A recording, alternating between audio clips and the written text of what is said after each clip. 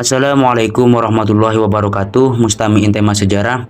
Apa kabar kalian semua? Semoga sehat selalu dan semoga diberikan rezeki yang berlimpah.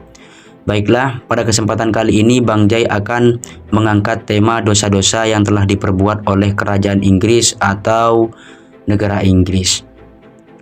Kerajaan Inggris selalu punya tempat untuk bahan cerita, terutama dari budaya, monarki, sampai drama keluarga yang terus diproduksi media massa.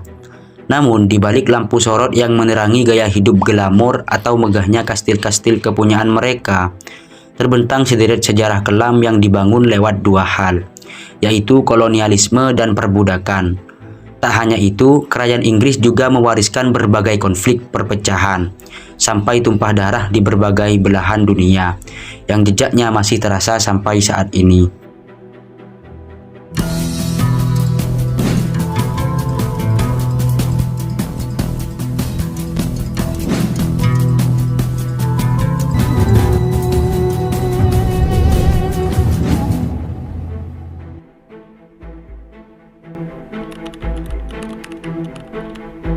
Jika dibandingkan dengan peta wilayah Indonesia, tentu negara Inggris tidak ada apa-apanya. Tapi jangan salah, selain daratan di utara Samudra Atlantik, Inggris Raya menguasai 14 wilayah lainnya di muka bumi sampai hari ini. Kekuasaan yang membentang dari Laut Tengah sampai Samudra Atlantik adalah peninggalan masa kejayaan kolonialisme Inggris yang memuncak pada tahun 1921. Sejarah mencatatnya dengan sebutan The British Empire. Jejak kolonialisme Inggris dimulai pada abad ke-16 dan berkembang jadi salah satu kekuatan terbesar dunia sampai abad ke-20. Ekspedisi Inggris ke daratan dunia lain dimulai pada awal 1550 di bawah komando Raja Henry ke-7. Cita-cita Inggris kala itu sederhana, yaitu menandingi Spanyol dan Portugal yang telah lebih dulu melakukan kiprah ekspedisinya. Keduanya telah berhasil menaklukkan banyak daerah di Karibia dan Amerika. Ekspedisi dan perdagangan Inggris mendapatkan momentumnya pada abad ke-17. Penandanya kongsi perdagangan yang menjamur di Amerika Utara dan Pasifik. Ada The British East India Company misalnya, yang membentuk markas dagang di India pada 16.000 sebelum akhirnya menguasai tanah-tanah di Asia. Produksi dan perdagangan swasta Inggris berkembang pesat. Kerajaan Inggris turut menikmati kucuran keuntungan ekonomi ini selagi memanfaatkan kongsi dagang sebagai alat penyebaran kepentingan kultural politik monarki di berbagai belahan dunia. Di waktu yang sama, kekuatan militer serta angkatan laut Inggris kian menguat. Imbasnya, ekspansi kekuasaan Inggris mulus belaka.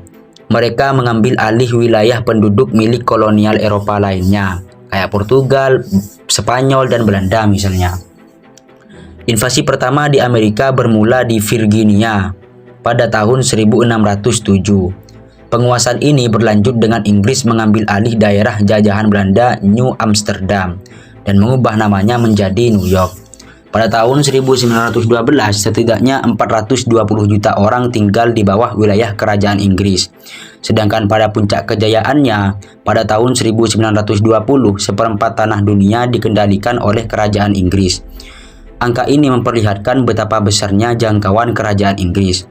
Mereka ketika itu menjadi kekuatan politik sekaligus ekonomi yang kuat. Keberhasilan perdagangan Inggris disebut bersumber dari industrialisasi yang mempercepat produksi dengan berbagai teknologi mesin. Namun sebenarnya kekuasaan dagang Inggris berhutang pada satu hal, perbudakan. Perbudakan menjadi penopang sistem ekonomi Inggris.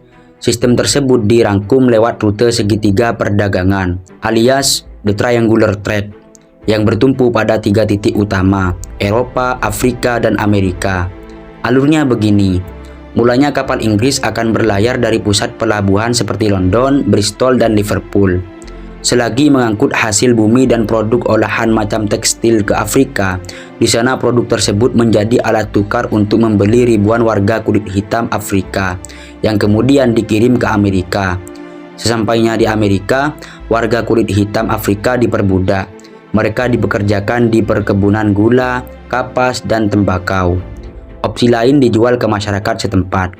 Hasil produksi itu lalu kembali dikucurkan ke Inggris dan jadi suntikan berbagai sektor ekonomi, terutama senjata maupun pengembangan teknologi. Inggris bergelimang untung, sedangkan kondisi para budak kulit hitam pelik belaka. Mereka diperlakukan bak komoditas. Dalam hitung-hitungan dagang Inggris, membeli budak baru lebih menguntungkan daripada merawat dan memberi makan budak yang ada. Ngeri membayangkan nasib para budak Afrika. Bayangkan, ribuan para budak dimasukkan ke dalam sebuah kapal untuk diberangkatkan dari Afrika ke Amerika dan Eropa. Kondisi seperti itu membuat setidaknya ratusan ribu orang mati dalam proses perjalanan.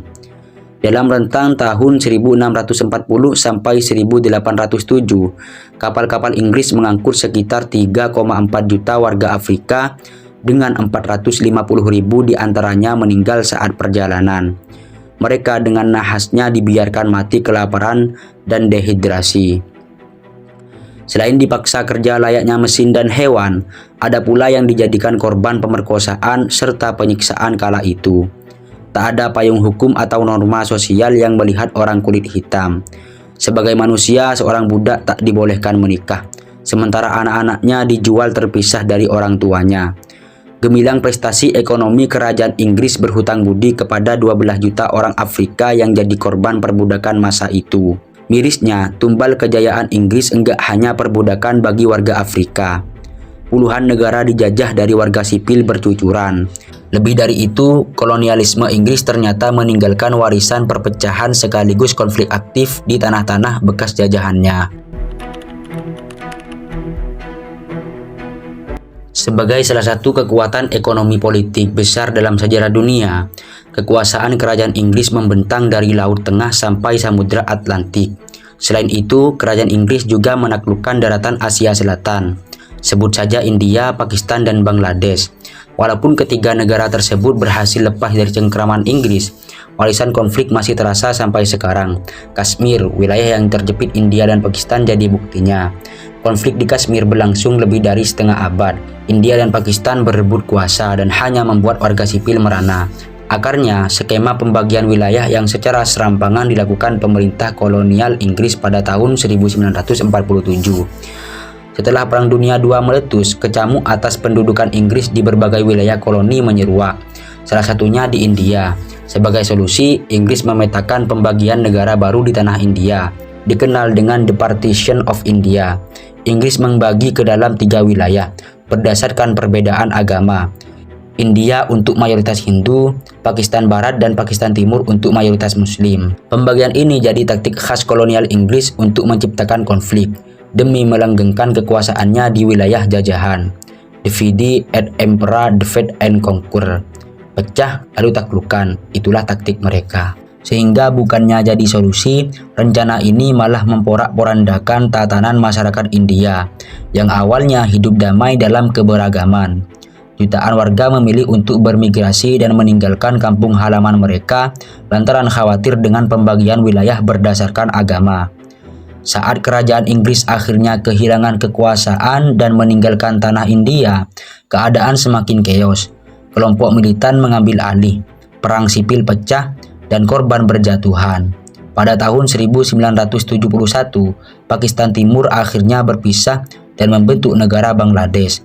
Kashmir, wilayah yang dihuni masyarakat Hindu dan Islam, masih terjebak perebutan kekuasaan antara India dan Pakistan.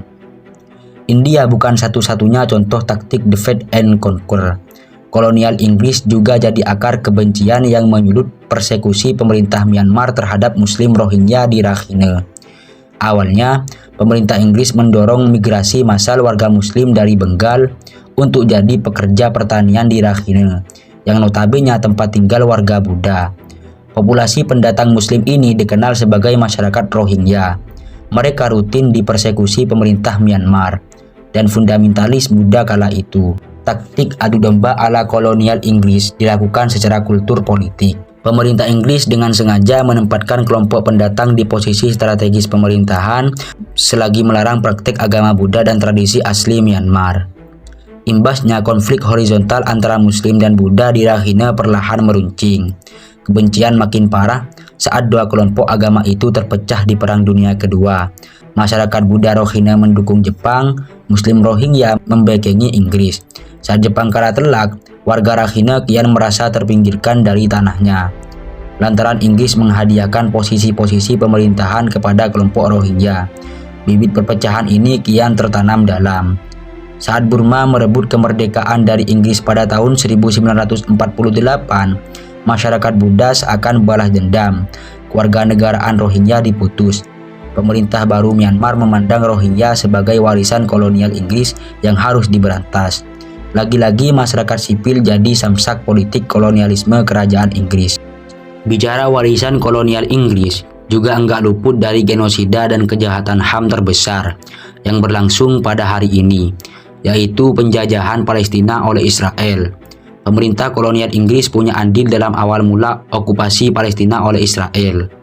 Awalnya Palestina merupakan wilayah kerajaan Ottoman. Ia dimandatkan ke Inggris pasca Perang Dunia Pertama. Pada tahun 1971, pemerintah Inggris membentuk dokumen bernama Deklarasi Balfour kepada organisasi Yahudi Inggris.